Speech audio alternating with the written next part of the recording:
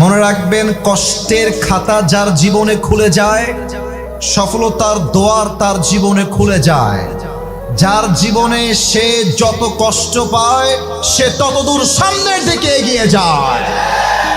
আপনি বিল গেটসের জীবনী পড়েন, আপনি ইলন মাস্কের জীবনী পড়েন, আপনি শাহরুখ খানের জীবনী পড়েন, দুনিয়াবি যারা সফল তারা, পৃথিবীতে এমন কোনো মানুষ নেই যারা সফল হয়েছে লাথি গুতা খাওয়া ছাড়া। জীবনে যত বাস খাবেন তত সামনে আগাবেন। অতএব কেউ ধোঁকা দিলে হতাশ হওয়ার কিছু নাই। আমি আমার একটা ওয়াজে বলেছিলাম, ধোঁকা একজন সৌভাগ্যবান মানুষ খায়, কারণ ধোঁকার দ্বারাই প্রমাণ হয় একমাত্র আল্লাহ ছাড়া আমার দ্বিতীয় আর কেউ আপন হতে পারে না। তো তুমি যদি কখনো তোমার রক্তের আপন মানুষ দ্বারা প্রতারিত হও, স্মরণ করবা ইউসুফ আলাইহিস সালামের কথা, যিনি তার আপন ভাই দ্বারা প্রতারিত হয়েছিলেন।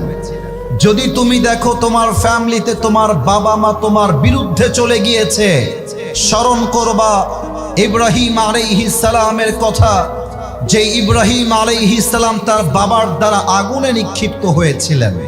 তুমি যদি তোমার জীবনে প্রচন্ড বিপদে পড়ে যাও, চতুর্পাশে বিপদ আর বিপদ, দেওয়ালে পিঠ থেকে গিয়েছে, যাওয়ার কোনো জায়গা নাই, তুমি স্মরণ করবা ইউনুস আলাইহিস সালামের কথা, যাকে আল্লাহ তাআলা মাছের অন্ধকার প্রকোষ্ঠ থেকে মুক্তি দান করেছিলেন। সুবহানাল্লাহ পড়বেন না? যশোরের শাসার ভাইরা, যদি আপনারা দেখেন ফ্যামিলির সবাই আপনাকে মিথ্যা অপবাদ দিচ্ছে, এলাকার মানুষ মিথ্যা অপবাদ দিচ্ছে, আপনার সবচেয়ে কাছের মানুষ আপনাকে মিথ্যা অপবাদ দিচ্ছে, মন ভাঙা যাবে না, হতাশ হওয়া যাবে না। স্মরণ করবেন আম্মা জান আয়েশা রাদিয়াল্লাহু তাআলা আনহার কথা। এরকম চরিত্রবান একজন নারীকে জেনার অপবাদ দেওয়া হয়েছে, তিনি আল্লাহর উপরে ভরসা হারান নাই, আল্লাহ তার সম্মানকে আকাশচুম্বী করে দিয়েছে। ঠিক কিনা বলেন? আপনি যদি আপনার জীবনে প্রচন্ড অসুস্থ থাকেন, জ্বর, মাথা ব্যথা, ক্যান্সার, ব্লাড ক্যান্সার, অসুখ আর অসুখ, স্মরণ করবেন আইয়ুব আলাইহিস সালামের কথা, যিনি 18 বছর অসুস্থ ছিলেন, আল্লাহর কাছে অভিযোগ করেন নাই, তার ভরসার জন্য তাকে রোগ থেকে মুক্তি দিয়েছে একজন। আওয়াজ দিয়ে বলেন সবাই, তিনি কে? আপনি যদি দেখেন আপনার সবচেয়ে কাছের বন্ধু আপনাকে নিয়ে ট্রল করছে, আপনার আব্বা আম্মা আপনাকে হাসির পাত্র বানাচ্ছে, আপনার বউ আপনাকে দেখে মজা নিচ্ছে, মনে করবেন আমাদের প্রিয় নবী মুহাম্মদুর রাসূলুল্লাহ সাল্লাল্লাহু আলাইহি ওয়াসাল্লামের কথা, যিনি তার পরিবারের আপন মানুষ দ্বারা ট্রলের শিকার হয়েছেন, বাট তিনি আশা হারান নাই, সেই নবী পুরো বিশ্বকে জয় করে দেখিয়ে দিয়েছে। আপনি যদি দেখেন চতুর্পাশের প্রত্যেকটা মানুষ আপনাকে বিপদে ফেলবার জন্য মরিয়া হয়ে গেছে, বিপদে ফেলতে চায়, আপদে ফেলতে চায়, মনে রাখবেন সাইয়্যিদুনা ঈসা আলাইহিস সালামের কথা, যাকে তার কওমের লোকেরা ফাঁসির কাস্টে ঝুলাবার জন্য ষড়যন্ত্র করেছিল, তাকে আসমানে উঠায় নিয়ে রক্ষা করেছিল একজন, তিনি কে? যদি তুমি তোমার জীবনে দেখো একটা মেয়েরে বড্ড ভালোবাসতাম, পালায় গেছে, হারায় গেছে, অন্য জায়গায় বিয়ে হয়ে গেছে, মরে গেছে, চলে গেছে, স্মরণ করবা খাদিজা রাদিয়াল্লাহু তাআলা আনহার কথা, যার প্রথম স্বামীও মারা গেছে, দ্বিতীয় স্বামীও মারা গেছে, উনি হতাশ হয়ে যান নাই, তার ভরসার বিনিময়ে আল্লাহ তাআলা তাকে নবীজির সর্বপ্রথম স্ত্রী হিসেবে কবুল করেছে। সুবহানাল্লাহ। অতএব হতাশ হওয়ার কিছু নাই। وَلَسَوْفَ يُعْطِيكَ رَبُّكَ فَتَرْضَى. Put your trust on your Lord. Indeed and verily your Lord will give you something that will definitely make yourself happy. রবের উপরে ভরসা করো, যা হারিয়ে গিয়েছে তার চাইতে উত্তম কিছু দিবে একজন, তিনি কে? আল্লাহ আমাদের সবাইকে হতাশা মুক্ত জীবন দান করুক। পড়েন সবাই আমিন। 3টা তাকবীর দিবেন। প্রথম তাকবীর দিবেন বিবাহিত ভাইরা, দ্বিতীয় তাকবীর দিবেন সিঙ্গেল ভাইরা। আমি দেখতে চাই কার গায়ের জোর কত বেশি। বিবাহিত ভাইয়েরা, মিডিয়ায় রেকর্ড হচ্ছে, আমাদের সম্মান যেন নষ্ট না হয়ে যায়। বিবাহিত ভাইয়েরা, বিবাহিত ভাইয়েরা একটা কাশি দেন। মাশাআল্লাহ, আওয়াজ ভালো আছে, খারাপ না। আর হ্যাঁ, কেউ যদি উঠে যায় ওয়াজের মাঝখান থেকে, নিজ দায়িত্বে লুঙ্গি টান দিয়ে ধরে বসাই দিবেন। তবে খেয়াল রাখবেন লুঙ্গি যেন খুলে না যায়। বিবাহিত ভাইয়েরা তাকবীর দেন আমার সাথে, নারায়ে তাকবীর। ওরে বাবা রে বাবা, মাশাআল্লাহ, আজকে আমাদের বিবাহিত ভাইদের জোর ভালো আছে। সিঙ্গেলরা কি হেরে যাবে নাকি রে বাবা? তোমরা কি পরাজিত হয়ে যাবা? দেখা যাক সিঙ্গেলরা আজকে কেমন পারে। সিঙ্গেল ভাইরা কাশি দেন। আপনারাই আব্বাজানরা নাম্বার দিবেন, খতিব সাহেব আছে, আমার ভাইরা আছে না, আপনারা নাম্বার দিবেন। আমি আপাতত এই দল থেকে বের হয়ে যাচ্ছি। সিঙ্গেল ভাইরা তোমরা একটা কাশি দাও আবার। দেখা যাক কার গায়ের জোর কত বেশি। সিঙ্গেলরা, বিবাহিত ভাইরা চুপ থাকে, নলে হেরে যাবেন কিন্তু। সিঙ্গেল ভাইরা, নারায়ে তাকবীর। বিবাহিত ভাইরা আমাকে মাফ করে দিবেন। ইস রে, ভেবেছিলাম জিতে যাবে রে, সিঙ্গেলরা সব হারাই ফেলছে। যাই হোক, কষ্ট বেশি তো, তাই গায়ে একটু জোর বেশি। যুবক ভাইরা কি বলো? এবার আর কোনো ভাগাভাগি নাই। তাকবীর শেষ হবে, তাফসীর শুরু হবে। তবে এমন জোরে তাকবীর দিবেন যেন যশোরের সার তাকবীরের আওয়াজের ঠেলায় আমি আসিফ ফজুর স্টেজ ভেঙে উল্টে নিচে পড়ে যাই। আচ্ছা, সবাই মিলে একটা কাশি দেন।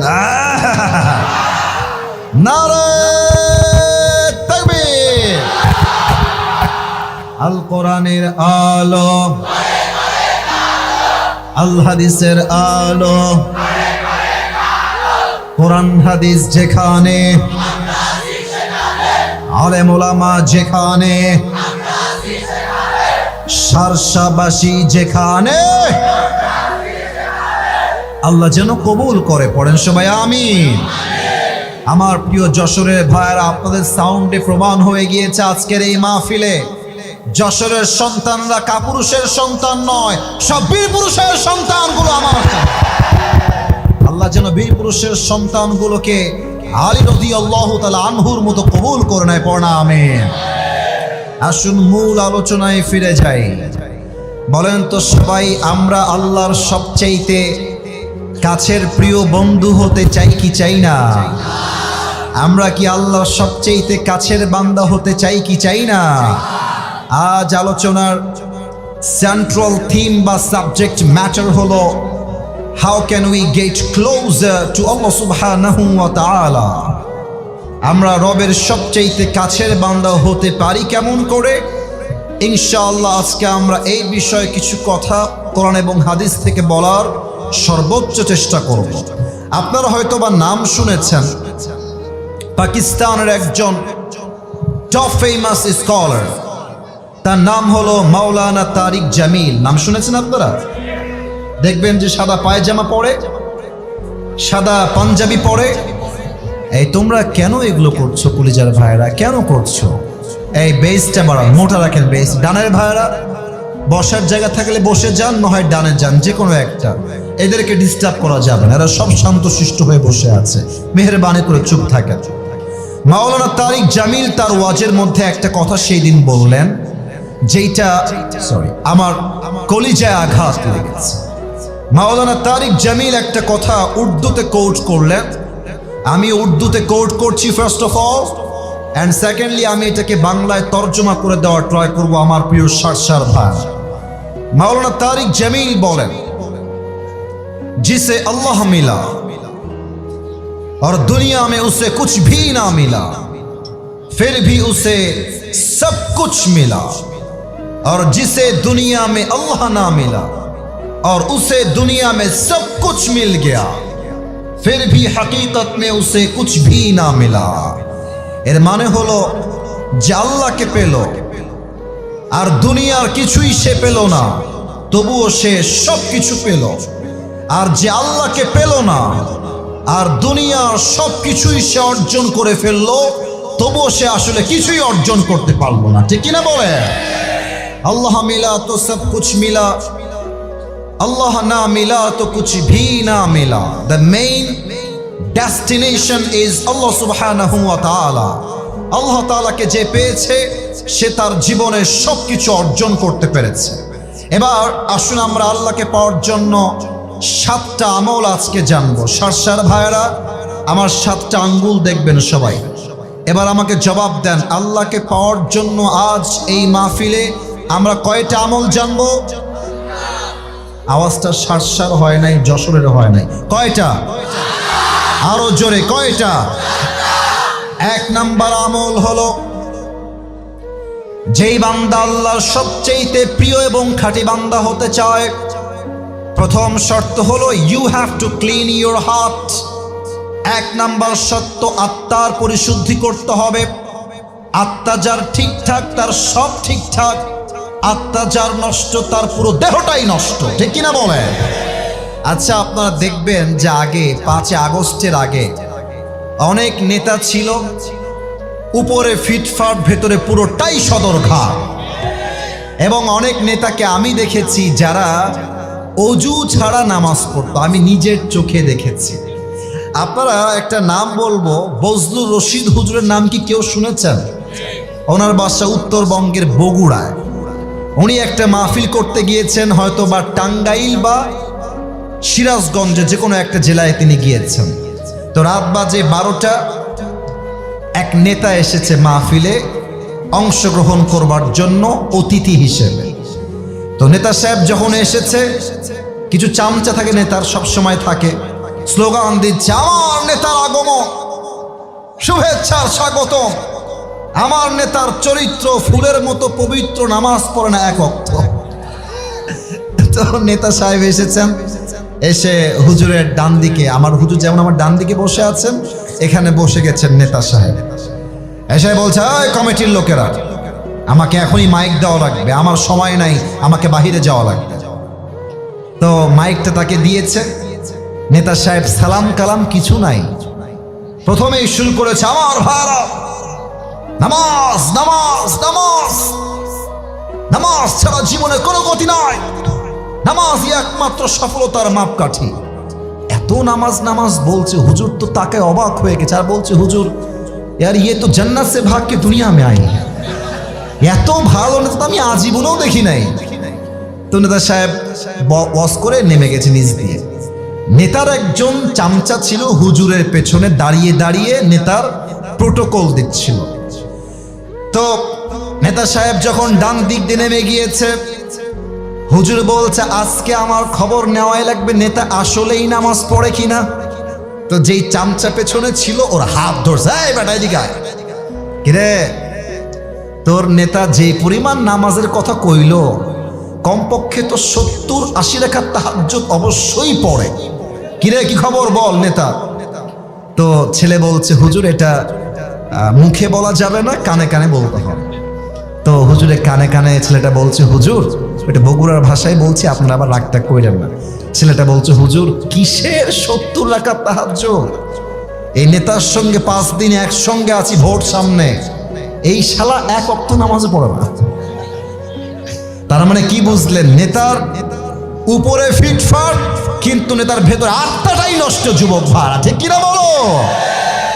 তবে এই আত্মা হলো 3 প্রকার। বলতে হবে সবাইকে, কয় প্রকার? ও সরি, একটা ভুল হয়ে গেছে আমার, একটা সরি, খুবই দুঃখিত। আমি আপনাদের জন্য একটা গিফট নিয়ে আসছি, বলতে ভুলে গেছিলাম, সরি। এটার জন্য আমি আন্তরিকভাবে দুঃখিত, পরিবেশ সামলাতে গিয়ে ভুলে গেছি। আমি আমার নিজের একটা টুপি নিয়ে আসছি গিফট দেওয়ার জন্য, নিবেন আপনারা? যুবকরা আমার টুপি বড্ড ভালোবাসে। কেন ভালোবাসে এটা তাদের ব্যক্তিগত ব্যাপার। তবে যাওয়ার সময় অনেকে টুপি চায় আমার কাছে, হুজুর টুপি দেন। তো এই টুপিটা আজকে যে কোনো একজনকে হাদিয়া দিব।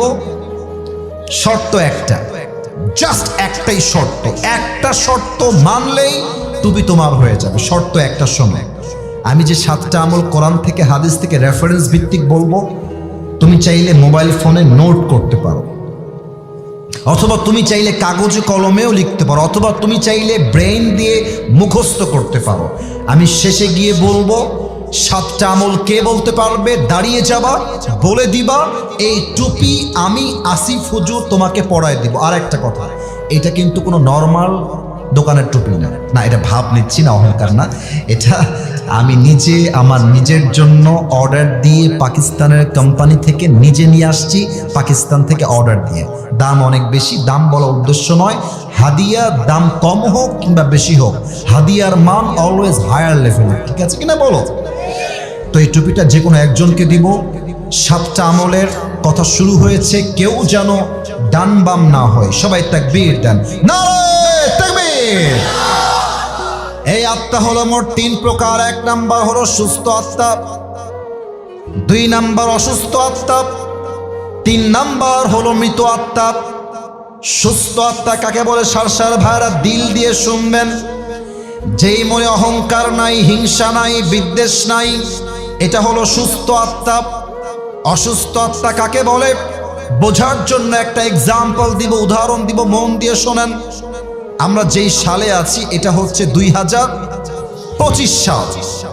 মুরব্বীরা আমার কথা খুব ভালো বুঝবেন, আমার মায়েরা কথাটা ভালো বুঝবেন যুবকদের চাইতে। এই পয়েন্টটা 1925 সাল যখন ছিল, আগের 50 বছর 100 বছর আগের কথা।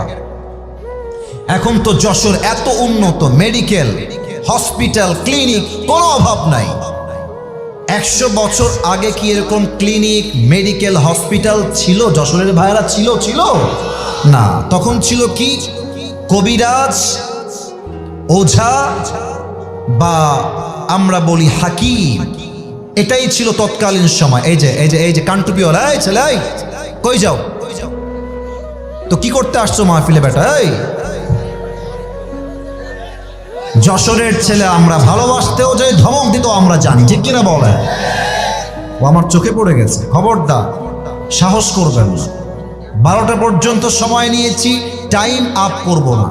আমার রুলস দেওয়া আছে কমিটিকে, 1 ঘন্টার বেশি ওয়াজ আমি করি না। কারণ হচ্ছে ফজরের নামাজটা মিস হয়ে যায়। আমি এসেছি 10:45-এ। মেহেরবানি করে আমাকে 12টা পর্যন্ত সময় না দিয়ে একটা মুরব্বী, একটা যুবক মাঠ ছাড়তে পারবে না, ঠিক কিনা বলে?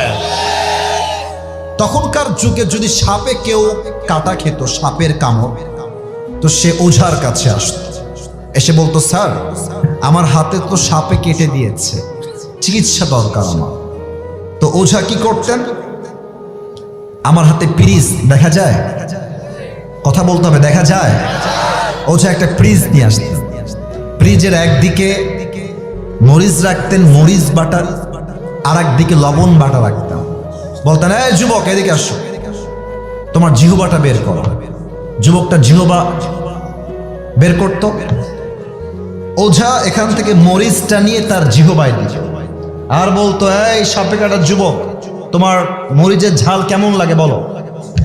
তো যুবকটা যদি বলতো যে স্যার আমার কাছে তো মরিচের স্বাদটা কেমন যেন পাইনসা পাইনসা লাগে, ঝাল লাগে না, তখন ওঝা সাহেব বুঝে ফেলতেন যে এটা কোনো ধরা সাপ নয়, এটা কোনো বিষহীন সাপ নয়, বরং বিষাক্ত সাপের ছোবল লেগেছে, ঠিক কিনা বলেন?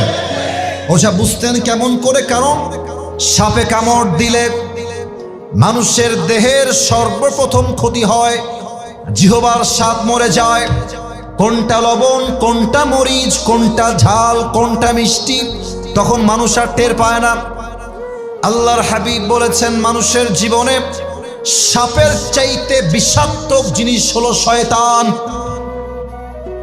সাপের কামড় খেলে মানুষের যেমন জিহ্বার স্বাদ নষ্ট হয়ে যায়, শয়তানের ওয়াসওয়াসায় পড়লে মানুষের ঈমানের স্বাদ নষ্ট হয়ে যায়। তখন বোরকা পড়তেও ভাল লাগে, পার্কে গিয়ে প্রেম করতেও ভাল লাগে, তখন মুরব্বী আব্বাজানদের দাড়ি রাখতেও ভাল লাগে, মসজিদের সভাপতি হইতেও ভাল লাগে, আবার সুদের টাকা খাইতেও ভাল লাগে। অসুস্থ দিন, ভালো কোনটা খারাপ কোনটা আর টের পায় না, ঈমানের স্বাদ নষ্ট হয়ে যায়। 2 নাম্বার অসুস্থ আত্মা। 3 নাম্বার আরো বড় মারাত্মক। আমি তো বলি যে যদি আপনি আমার পুরো ওয়াজটাকে ভাগ করেন পার্সেন্ট দিয়ে, এখন যেইটা বলবো এটা পুরো ওয়াজের 50% পুরো ওয়াজের। 3 নাম্বার হলো মৃত আত্মা। মৃত আত্মা কারা? আল্লাহ বলছেন কোরআনে, আমার ভুল বলার কোনো অপশন নাই। আল্লাহ বলছেন মৃত আত্মা যাদের আত্মা, আল্লাহ বলছেন উলাইকা কাল আনআম বাল হুম আযাল, এরা হচ্ছে চতুষ্পদ জন্তুর মতো। আল্লাহ এটাই বলে ক্ষান্ত হন নাই। আল্লাহ বলছেন বাল হুম আযাল, এই মৃত আত্মার মানুষগুলো কুকুরের চাইতে নিকৃষ্ট। এই কলিজার ভাইরা, আচ্ছা বলেন তো পৃথিবীতে সৃষ্টির সেরা জীব কারা? মাশাআল্লাহ, রাইট আনসার। বলেন সবাই কারা? মানুষ। আমি যখন এখানে আলেম ওলামা আছেন, খতিব সাহেব আছেন, এটা আমি বলতে লজ্জা পাচ্ছি না, আমি যখন এই আয়াতের তর্জমা পড়ি, আমি তাফসীরের কিছুই বুঝে আসে নাই, আমার ক্লাসেও বুঝে আসে নাই, পরবর্তী সময়ে আমার জিনিসটা বুঝে আসে নাই যে আসলে মানুষ কুকুরের চাইতে খারাপ কেমনে হইল। এটা তো আশরাফুল মাখলুকাত। একদিন ঢাকার কুমিল্লায় প্রোগ্রাম ছিল, ঢাকার গাজীপুর হয়ে আমি কুমিল্লায় যাচ্ছিলাম, ঢাকা পার হবো আর কি, গাজীপুরে আমি ছিলাম। তো মোবাইলটা খুলে ইউটিউবে গেলাম যে একটু ওয়াজ শুনি, টাইমের মূল্যায়ন করার চেষ্টা করি। তো ঢুকেই দেখছি প্রথমেই ময়মনসিংহে আল্লামা দেলোয়ার হোসেন সাইদি হুজুরের ওয়াজ, একটা ক্যাপশন সহ আমার সামনে একটা ওয়াজ আসছে। আমি অন করলাম, অন করেই দেখলাম যে হুজুর সেই দিন এই আয়াতের ব্যাখ্যা করছে যে মানুষ কুকুরের চাইতে খারাপ কেন। আমি শুনে এত সুন্দর ব্যাখ্যা উনি দিয়েছেন, আমার পুরো আয়াতের ব্যাখ্যা স্পষ্ট হয়ে গেছে। আচ্ছা দেখেন, এখন মনে করেন যে রাত বাজে 11:40, 12টার পর যখন মাহফিল থেকে বাসায় যাবেন, এই রাস্তায় কিছু রাতের বেলা 1টার সময় 2টার সময় কুকুর থাকে না যশোরের ভাইরা? একা গেলে বুঝবেন যে বাস কারে কয়, হ্যাঁ 10 জন গেলে বুঝে আসবেন। এই বাসটা আমি আমার জীবনে বহুবার খেয়েছি, তো তাই এটা আমি জানি। সেদিন আমার মাহফিল ছিল উত্তরবঙ্গের নওগাঁ জেলায়, নাম তো শুনেছেন তাই না, নওগাঁ। তো মাহফিল করে বাসায় আসলাম, তো ড্রাইভার সাহেব বলছে হুজুর আজকে খুব ক্লান্ত হয়ে গেছি, আপনাকে আর আগায় দিব না, আমি চলে গেলাম, আপনি বাসায় উঠে যান ফ্ল্যাটে। মানে কপাল খারাপ হইলে যা হয়। তা আমার দারোয়ান সেই দিন সেই মরার ঘুম দিয়েছে। আমি ড্রাইভার সাহেবকে বিদায় দিয়েছি, টাটা বাই বাই আল্লাহ হাফেজ, এদিকে দারোয়ান আর ঘুম থেকেই উঠে না। দারোয়ান সাহেব ওঠে, হ্যাঁ দুনিয়াতেই নাই। আমি যখন চিল্লাইতেছি, আমার চিল্লানির সুরে কয়েকজন আল্লাহর সৃষ্টি আমার কাছে এসেছে। আমি যখন পেছনের দিকে তাকিয়েছি, দেখছি মাশাআল্লাহ নুরানি চেহারা আমার দিকে তাকিয়ে আছে 5টা কুত্তা। আমি কি করব, আমি তো ভয়ে থরথর করে কাঁপতেছি, এত বড় হুজুর হয়েও আমার ভয়ে একদম জীবন শেষ। আমি পড়ছি ইন্না লিল্লাহি ওয়া ইন্না ইলাইহি রাজিউন, কাজই হয় না। এমন ঘেউ ঘেউ শুরু করেছে। দারোয়ানের কপাল ভালো, আমি ডাকছি শুনতে পাই না, কুকুর ডাকছে, তার ঘুম ভেঙে গেছে। পরে এসে সে গেটটা খুলে দিয়েছে। তো দেখেন, এখানেই আমি আপনাকে তাফসীরটা বোঝাবো, এই জন্য হাসাহাসি একটু মজা করলাম। মনে করেন যে আমি আসিফ হুজুরের একটা কুকুর আছে, কুকুরের নামটা একটা নাম দেই, টমি। হ্যাঁ মাশাআল্লাহ, টমি। তো দেখেন, এই যে আমার ডান হাত দেখেন, সারসার ভাড়া 2টা লাইট এবং মাঝে একটা লাইট, মোট 3টা লাইট এইখানে আছে, দেখা যায় 3টা লাইট আছে। আচ্ছা এবার একটু এক্সাম্পল বুঝবেন। ওই সামিয়ানার বাহিরে, পর্দার বাহিরে পুরোটাই অন্ধকার, কিছু দেখা যায় না। তো রাত বাজে 1টা, মাহফিল শেষ করে আমি বাসায় আসছি, কুকুর হচ্ছে আমার বাসার পাহারাদার, একদম লাইটের নিচে সে দাঁড়িয়ে আছে, আর দেখছে অন্ধকার থেকে someone is coming from outside, বাহির থেকে ও যেন আসছে। কুকুর বোঝে না যে মালিক আসতেছে, তো কুকুর বুঝে গেছে মনে হয় চোর আসছে, ঘেউ ঘেউ ঘেউ ঘেউ ঘেউ শুরু করে দিয়েছে। তো দেখেন, আমি আস্তে আস্তে হাঁটতে হাঁটতে হাঁটতে লাইটের নিচে আসলাম, and now my face is clear। এখন আমাকে দেখা যায় যে এটা আসিফ হুজুর। দেখবেন কুকুরের মালিক যখন কুকুরের সামনে চলে আসে, কুকুর যখন মালিককে চিনতে পারে মালিক আসছে, দেখবেন কুকুর আর ঘেউ ঘেউ করে না, তখন সোজা মাথা নিচু করে মালিকের পায়ের সামনে ঝুঁকে যায়, আর কুকুর তার ভাষায় বলে I am extremely sorry sir, আমি আসলে প্রথমে আপনাকে চিনতে পারিনি, আপনি আমাকে মাফ করে দিবেন স্যার, চিনলে আমি ঘেউ ঘেউ করতাম না। আল্লাহ বলছে বান্দা, একটা কুকুর যার কোনো কমন সেন্স নাই, যার কোনো বুদ্ধি নাই, জ্ঞান নাই, তাকে তার মালিক জাস্ট একটা রুটি বা পাউরুটি দিয়েছে, অথবা এক গ্লাস পানি দিয়েছে, একটা কলা দিয়েছে।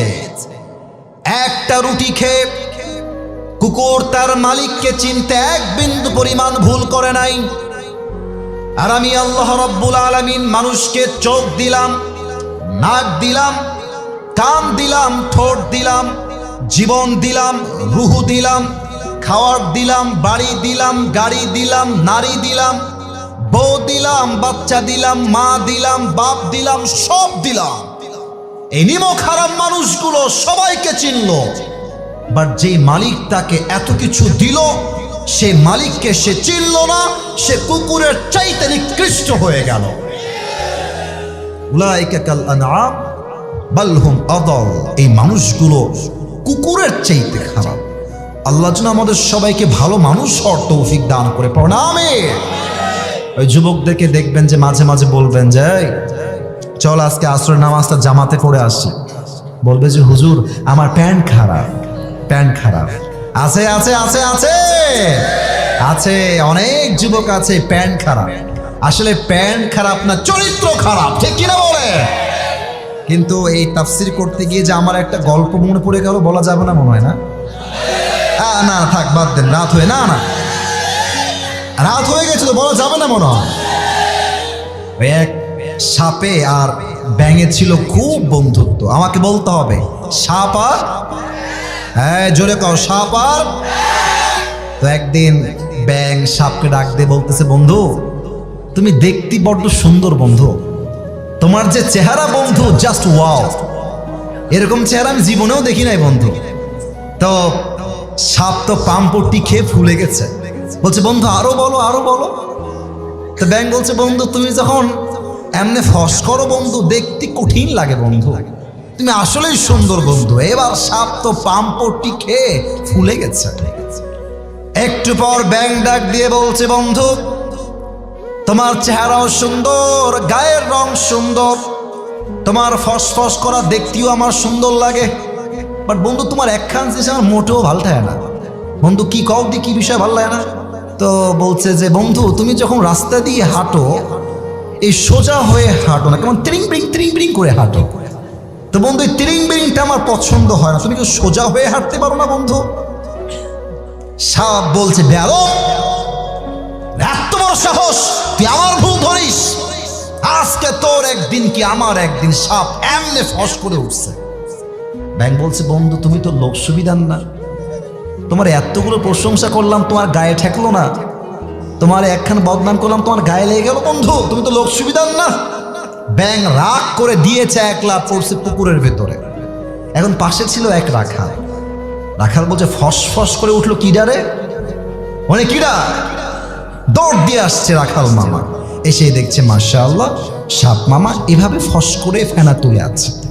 রাখালের হাতে ছিল বিশাল লম্বা একটা লাঠি। রাখাল বলছে দেরি না করে বিসমিল্লাহ বলে শুরু করা যাক। এবার রাখাল মাশাআল্লাহ সাপ মামাকে ধরে পিটা, সেই পিটা 5 মিনিট পিটায় সাপরে একদম সোজা করে ফেলছে, একদম সোজা। এখন সাপ সোজা হওয়ার পর আর কোনো কথা কয় না। এখন ব্যাঙ যে সে পুকুরে পড়ছিল, ব্যাঙ কয় কিরে আমার বন্ধু গেল কোহানে, বন্ধু কথা কয় না কিসের জন্য, বন্ধু গেল কোহানে আমার। এখন ব্যাঙ লাফ দিয়ে উঠে আসছে, এসেই দেখছে বন্ধু আর ত্রিং বিরিং নাই, বন্ধু সোজা হয়ে গেছে। কিরে ব্যাঙ বলছে কিরে বন্ধু সোজা হলো কেমন বেলা? দৌড় দিয়ে আসছে ব্যাঙ সাপের কাছে, এসে দেখছে বন্ধু আর জিন্দা নাই, বন্ধু সাপের ফেনা মেনা বিষ বের হয়ে বন্ধু দুনিয়ার থেকে বিদায় নিয়ে পটল তুলেছে। এবার ব্যাঙ বলছে বন্ধু আপনি সেই সোজা হইলেন, তবে ফেনা থাকতে আরো সোজা হইতে পারলেন না, ফেনা বের হয়ে সোজা হইলেন, ঠিক কিনা বলে? তো যুবক তুমি একদিন নামাজি হবা, একদিন তুমি হারাম থেকে বের হয়ে আসবা, তবে ওই যে যৌবনের বিষ বড় মারাত্মক বিষ, এই বিষ হাজার হাজার যুবককে ফজরের নামাজটা জামাতের সঙ্গে পড়তে দেয় না, ঠিক কিনা বলে? তাহলে 1 নাম্বার আপনার আত্মা পরিশুদ্ধি করবেন 1 সপ্তাহের জন্য, আওয়াজ দিয়ে বলেন সবাই তিনি কে? 2 নাম্বার আমল হলো যেই বান্দা আল্লাহর কাছের বান্দা হতে চায়, কুল ইন কুনতুম তুহিব্বুনাল্লাহ ফাত্তাবিউনি ইউহিব্বুকুমুল্লাহ, আল্লাহ তাআলা বলছেন, নবী আপনি বলে দেন, তারা যদি আমি আল্লাহর ভালোবাসা চায়, তারা যদি আমি আল্লাহর কাছের বান্দা হতে চায়, তারা যেন আপনাকে ভালোবাসে। যে আপনাকে ভালোবাসবে তাকে আমি আল্লাহ নিজেই ভালোবাসবো। সুবহানাল্লাহ। এবার একটা রিভিউ চাই সবার থেকে। এই যুবক ভাইরা, মুরব্বীরা, মায়েরা, বোনেরা, দরকার নেই, আপনারা বললেই হবে। এই যে আমার মুখে একটা মাইকটা একটু হটাই, এইটার নাম কি? ডানে আওয়াজ আছে, এটার নাম কি? আচ্ছা, আপনারা যতটুকু আমাকে দেখা যায়, যতটুকু দেখা যায়, আমাকে বলেন তো, এই দাড়িটা নবীর সুন্নাহের ভালোবাসা আমি আসিফ হুজুর রেখেছি, সত্য কথা ওয়াল্লাহি আল্লাহকে সাক্ষী রেখে বললাম, আমাকে দাড়ি রেখে কোনোভাবে আনস্মার্ট লাগতেছে না? এটা তো আস্তে হয়ে গেল, আনস্মার্ট লাগতেছে। যুবকরা একমত হবে আমার সাথে। কিছু মেয়ে দেখবা এই দাড়ি দেখলে কেমন যেন চুলকানি শুরু হয়ে যায়, দাড়ি এরা পছন্দ করতে চায় না। বলবে দাড়ি রেখে যখন বিয়ে করতে যাবা, মেয়ে দেখতে যাবা, দেখবা মেয়েটা বলবে, আচ্ছা দাড়িটা কি কাটলে হয় না? আপনাকে দেখতে কেমন যেন মুরব্বি চাচা চাচা লাগছে, একটু কাটলে ভালো হতো। তুমি কি বলবা? আজকের ওয়াজ শিখে নাও। বলবা, আমি আমার নবীর ভালোবাসায় দাড়ি রেখেছি, যেই মেয়ে আমাকে দাড়ির জন্য বিয়ে করতে চায় না, সে আমার বউ হওয়ার যোগ্যতাই রাখে না। এবার বলেন তো, আমার নবীর মুখে লম্বা লম্বা চাপ দাড়ি ছিল কি ছিল না? আমার নবীর মতো সুন্দর এই তল্লাটে দ্বিতীয় আর কেউ কি হতে পারে? চাঁদের চেয়ে সুন্দর তুমি, নবী আমার কমলিহিওয়ালা, দো জাহানের বাদশাহ তুমি, প্যারা নবী সাল্লে আলা, দো জাহানের বাদশাহ তুমি, প্যারা নবী সাল্লে আলা, চাঁদের চেয়ে সুন্দর তুমি, নবী আমার কমলিহিওয়ালা। সুবহানাল্লাহ। সবাই তো মেয়েদের তো দাড়িওয়ালা পছন্দ হয় না, দেখবা গাঞ্জাখোর খুব পছন্দ হয় অনেক মেয়ে। না, যশোর এরকম মেয়ে নাই, নাই নাই নাই, যশোর এরকম মেয়ে আরে নাই রে ভাই। আল্লাহ থাকলে হেদায়েত দান করে, পড়েন সবাই আমিন। যারা গাঞ্জাখোর পছন্দ করে এরা সেই লেভেলের বাস খায়, কারণ গাঞ্জাখোর তো নিজের জীবনের মূল্য নিজেই বুঝে না, ও তার বইয়ের মূল্য বুঝবে কেমন করে? আমি আমার বন্ধুদেরকে বলবো, টাকার চিন্তা বাদ দিয়ে দেন, গাঞ্জাখোরকে পছন্দ করা বাদ দিয়ে দেন। বিয়ের জন্য একমাত্র নবীর আদর্শবান যুবককে আপনার বিয়ে করতে হবে। যুবক ভাই, আল্লাহ মেয়েদেরকে বোঝার তৌফিক দান করুক, পড়েন সবাই আমিন। দুইটা আমল হলো, আর পাঁচটা আমল আছে। রাত বাজে 11:52, আর পাঁচটা আমল বলা যায় নাকি যায় না? 3-4 জন লোক আমার বলার পরেও উঠে গেছে, এটা আমি স্বচক্ষে দেখেও চুপ ছিলাম। কারণ হলো, সবাই কিন্তু আসলে ওয়াজ শুনতে মাহফিলে আসে না। কেউ কেউ আসে বক্তার চেহারা দেখার জন্য, মাহফিলে ভাজা খাওয়ার জন্য, তাই না যুবক ভাইরা? বাট এখন যারা এসেছে 1 ঘন্টা ধরে বসে আছে, এরা আসিফ হুজুরের চেহারা দেখার জন্য আসে নাই, একমাত্র আল্লাহর জন্য তারা মাহফিলে অংশগ্রহণ করেছে। 3 নাম্বার আমল হলো নামাজ। নামাজ নাই যার, ইমান নাই তার, নামাজ নাই যার, আল্লাহর বন্ধু হবে না তার। আপনারা সবাই আজহারি হুজুরের নানা শ্বশুর নাম হচ্ছে গোলাম সরওয়ার সাইদি হুজুর, নাম শুনেছেন? আমার চাইতে আরো সুন্দর চেহারা ওনার, 50 বছর প্লাস তার বয়স। উনি একটা কথা প্রায় বলতেন, নামাজ নাই যার, ইমান নাই তার। নামাজ নাই যার, মুসলমান হিসেবে পরিচয় দেওয়ার কোন যোগ্যতার নাই যশোরের ভাড়া আমার, ঠিক কিনা বলে? এবার একটা প্রশ্ন করব, উত্তর দেন। এই একদম চুপচাপ, এদিকে বলেন তো, ইসলামের দ্বিতীয় খলিফা কি নাম ছিল? হ্যাঁ, ওমর। আবু বকর বললে ভুল হবে, প্রথম খলিফা আবু বকর, দ্বিতীয় খলিফা ওমরে ফারুক রাদিয়াল্লাহু তাআলা আনহু। আমি যতগুলো হাদিস উল্লেখ করব, এটা হচ্ছে আমার সর্বশেষ হাদিস। শেষ ভালো যার, সব ভালো তার। এই হাদিসটা আমার কলিজার থেকে শ্রবণ করবেন। ওমরে ফারুকের কাছে একজন যুবক আসছে, তার নাম হচ্ছে আবু লু'লু আল মাজুসি। সে একজন আগুনের পূজারী। এসে বলছে, ওমর তোমার কাছে একটা অভিযোগ নিয়ে আসছি, আমার অভিযোগটা তোমাকে শুনতে হবে। বলছে, কি অভিযোগ বলো আমাকে।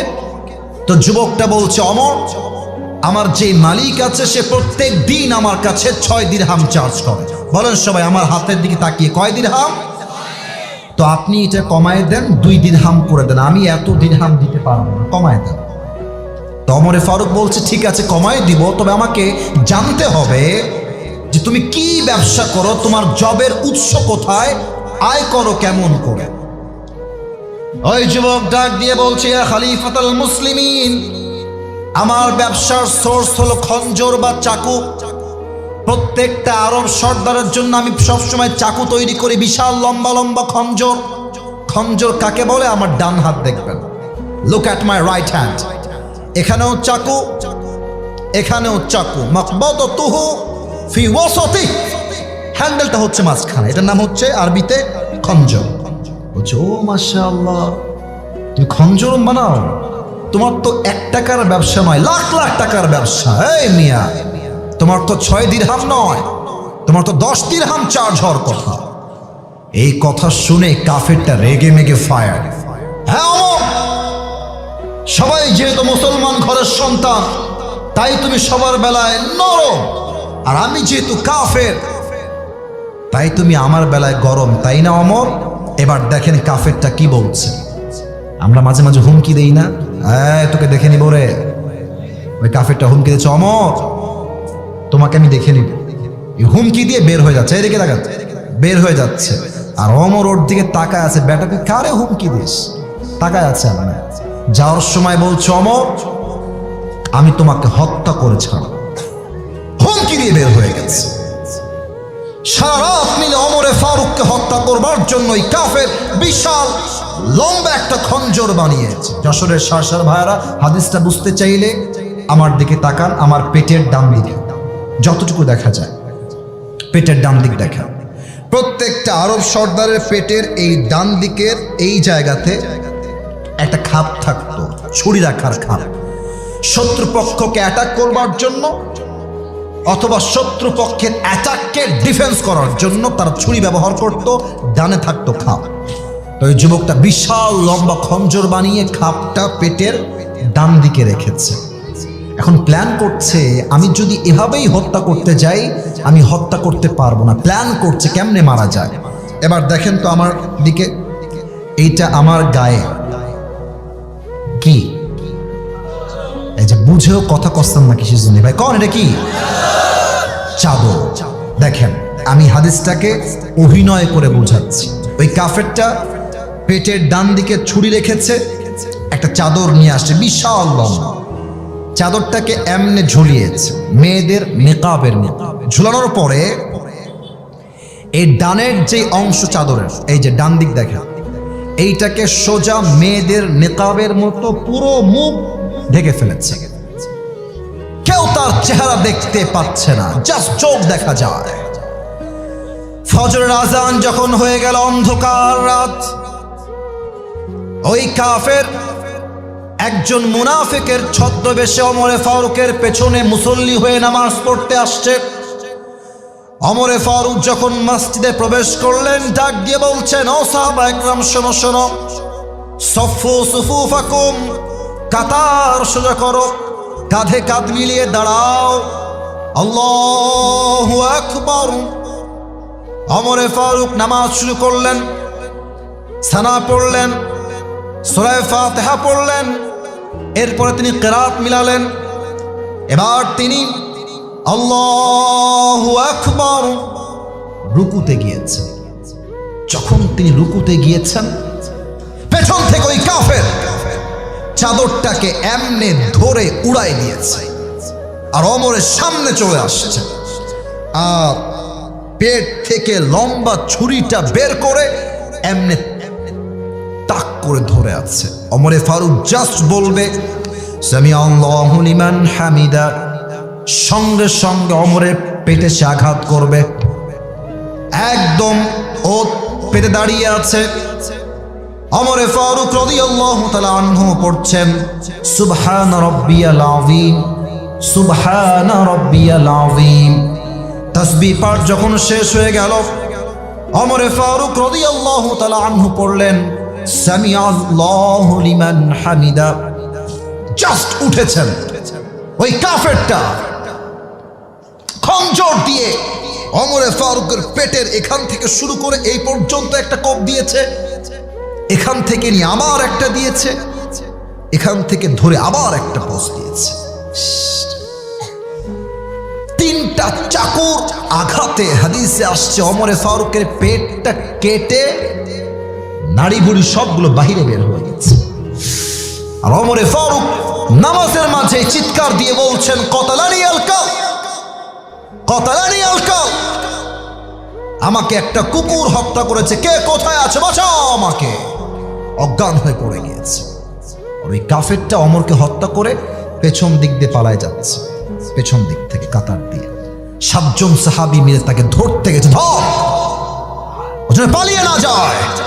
যখন ধরতে গেছে, কেমনে বলবো হাদিসটা আপনাকে, ওই কাফের তার খঞ্জরটা এমনে ধরে যাকে সামনে পেয়েছে, কারো নাকের উপরে, কারো গলার উপরে, কারো বুকের উপরে, কারো পেটের উপরে এমনে এমনে ছুঁই চালাইছে, যাকে যেমনে পাইছে অমনি আঘাত দিয়েছে। 7 জন সাহাবী ছুরির আঘাত খেয়ে নামাজরত অবস্থায় শহীদ হয়ে গিয়েছে। আর ওমরে ফারুক অজ্ঞান হয়ে পড়ে আছে। কোনো মতে ওনাকে নিয়ে ডান দিকে নিয়ে গেছে। নামাজ যখন শেষ হয়ে গেছে, সব সাহাবীরা দৌড় দিয়ে আসছে, ডাক্তারগুলো দৌড় দিয়ে আসছে, ওমরকে বাঁচাও। লম্বা ঘটনা শর্টকাটে বলছি। 2 জন ডাক্তার এসে ওমরে ফারুক রাদিয়াল্লাহু তাআলা আনহুর পেছন থেকে পিঠটা ধরে এমনে উঠিয়েছেন, হালকা করে উঠিয়েছেন। এবার ওমরে ফারুক রাদিয়াল্লাহু তাআলা আনহুর 2টা ঠোঁট, একটা নিচের দিকে দিয়েছেন আর একটা উপরের দিকে দিয়ে ঠোঁটটা হালকা করে ফাঁকা করেছেন মুখে পানি দেওয়ার জন্য। এবার একটা পানির পেয়ালা নিয়ে এসে ওমরে ফারুক রাদিয়াল্লাহু তাআলা আনহুর মুখের ভিতরে পানি দিয়েছে। আমি কেমনে বলবো যশোরের ভাইরা, ওমরে ফারুক রাদিয়াল্লাহু তাআলা আনহুর গলা দিয়ে পানি নেমে, বুক দিয়ে পানি নেমে, পুরো পেট কেটে পানিগুলো গল গল করে রাস্তায় বের হয়ে পড়ে গেছে। সব দুধ পানি সব বের হয়ে যায়। সাহাবা একরাম বুঝে গেছে ওমরে ফারুক হয়তো বা আর কখনো বেঁচে ফিরবেন না, এই তো তিনার হায়াত শেষ। একজন সাহাবী দূর থেকে দেখছেন যে ওমরে ফারুক তার চোখটা জাস্ট, আমার চোখ দেখলে আপনাকে আমি বোঝাইতে সক্ষম হব, আমি চশমা খুলেছি, চোখটা দেখেন, জাস্ট চোখটা, আচ্ছা আচ্ছা থাক, চিল্লাবেন না, একদম ছোট্ট করে খুলেছে। আর এক সাহাবী দৌড় দিয়ে আসছে, মালিক ইয়া ওমর, হে ওমর আপনার কি হয়েছে, কি লাগবে আমাকে বলেন। ওমরে ফারুক কোনো কথাই বলছেন না, জাস্ট বলছেন কান ঠোঁট, কান ঠোঁট, কান ঠোঁট, তোমার কানটা আমার ঠোঁটের কাছে নিয়ে আসো, ফিস ফিস করে কথা বলবো। কানটা পেতে দিয়েছে, ভাবছে আমাকে হয়তো বলবে, এই সাহাবী এটা আমার শেষ কথা, আমার বউকে তোমরা দেখে রেখো, সন্তানকে দেখে রেখো, রাষ্ট্রের সব সম্পত্তি দেখে রেখো আমার মৃত্যুর পরে, এই চিন্তা করে কানটা বাড়িয়ে দিয়েছে।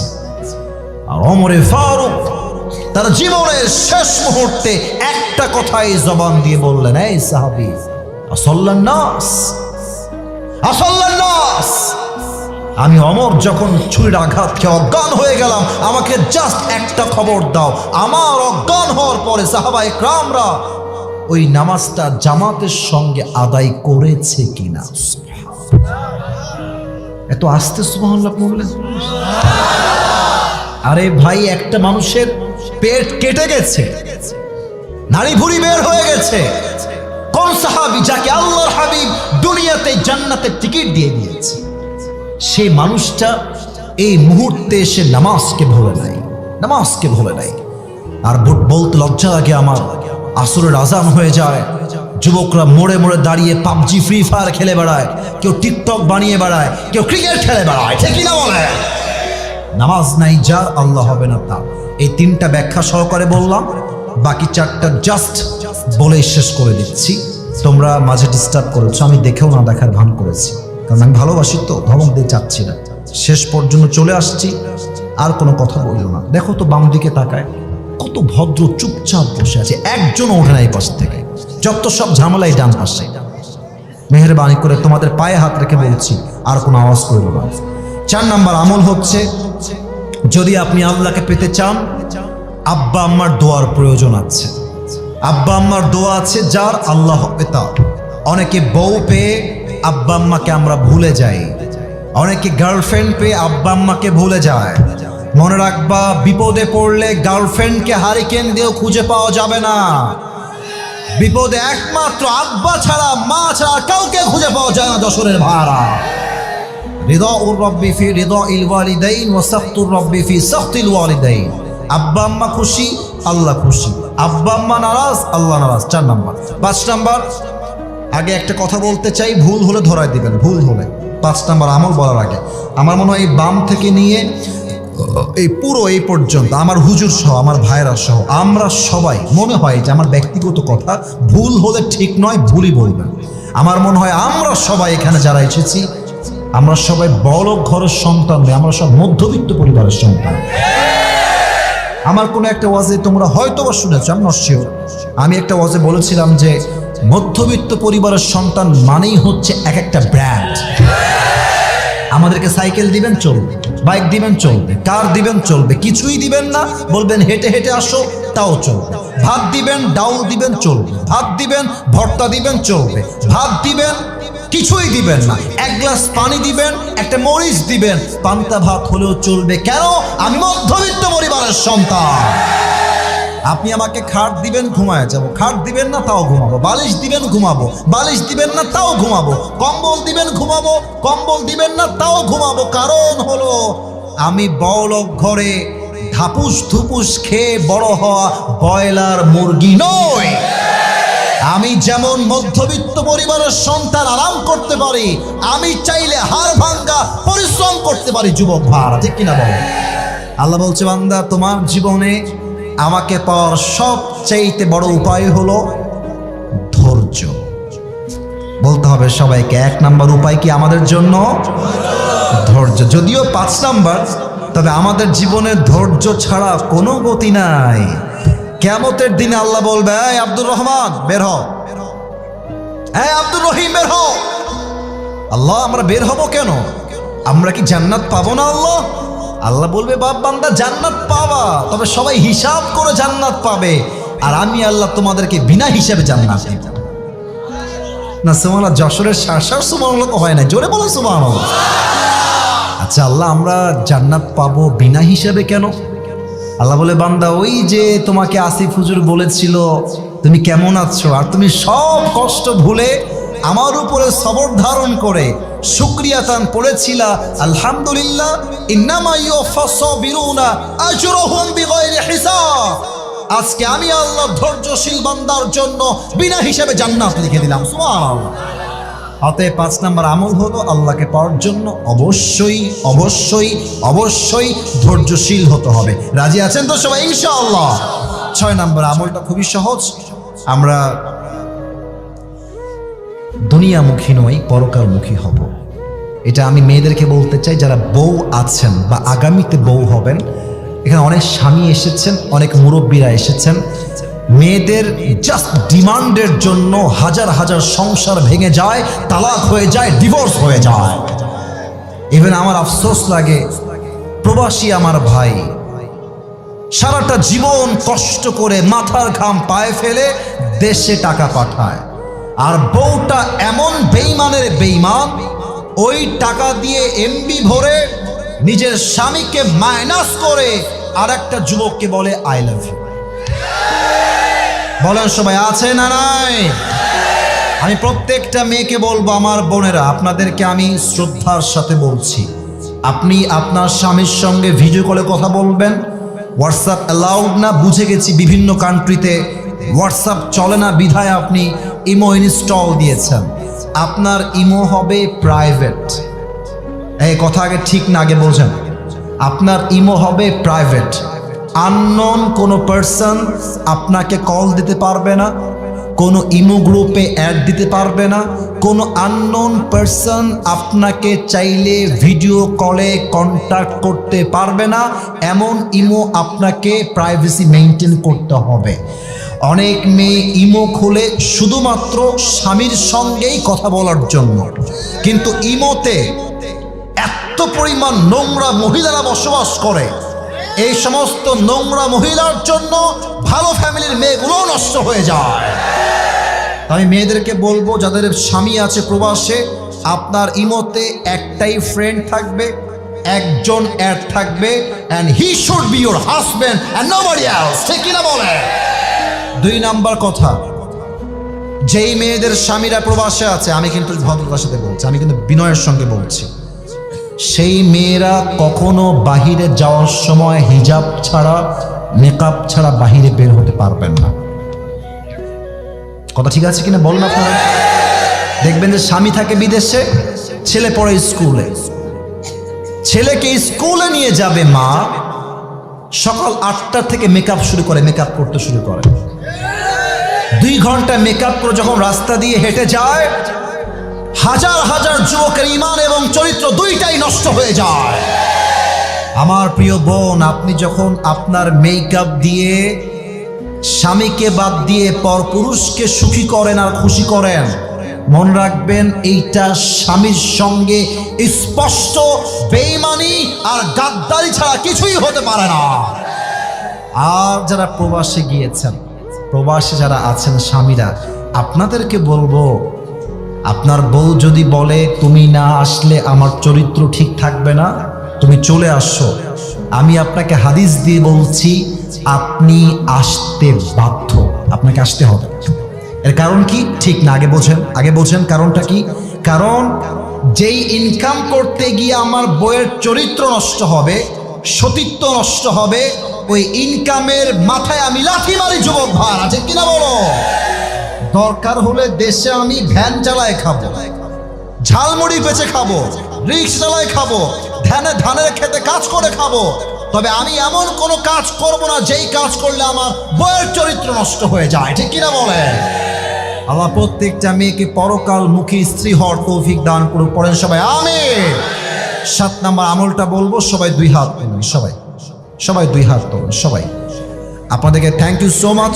আপনার 12টা বেজে পার, তাও থেকেছেন, এটা শুকরিয়া। 2 হাত তোলেন, সবাই 2 হাত তোলেন। এবার এই ডান হাতটা বুকে রাখেন, এই যে বুকে। মাশাআল্লাহ, সবাই আপনার আনুগত্যশীল। এটা হচ্ছে 7 নাম্বার আমল, প্র্যাকটিক্যালি বলবো, সবাই আমার সঙ্গে ওয়াদা করবেন আল্লাহর সাথে। 7 নাম্বার আমল হচ্ছে তওবা এবং ইস্তেগফার। তওবা কেমনে করবেন আমি শিখাই দিচ্ছি। বলেন সবাই আল্লাহ। একটু জোরে আল্লাহরে ডাকেন। এই বামের ভাইরা, তোমরা আল্লাহকে ডাকো, কথা না বলে আল্লাহকে ডাকো। বলেন সবাই আল্লাহ। আমরা